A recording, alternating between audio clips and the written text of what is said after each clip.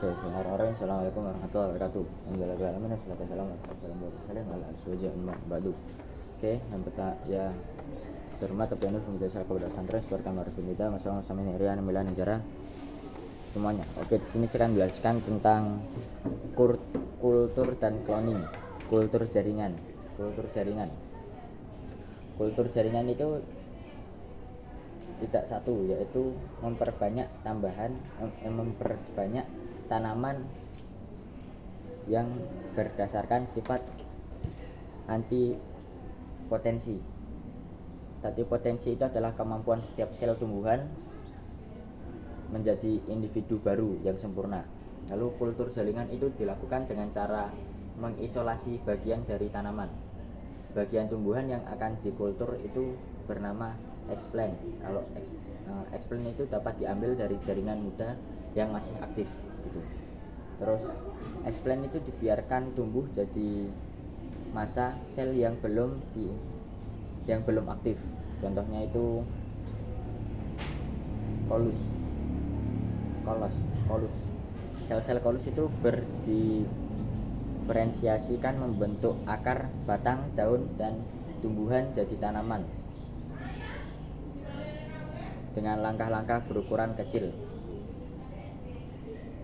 Terus planet itu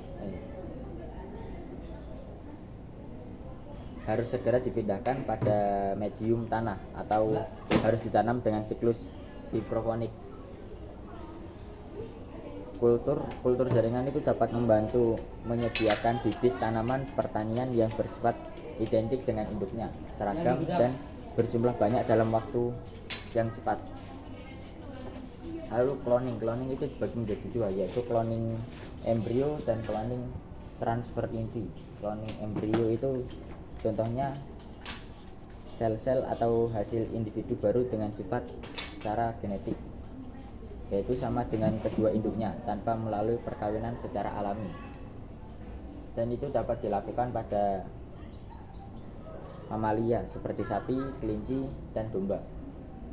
Lalu contoh lain itu bayi tabung. Bayi tabung itu dilakukan pasangan suami istri yang sulit memiliki keturunan karena adanya hambatan pada sistem reproduksinya gitu.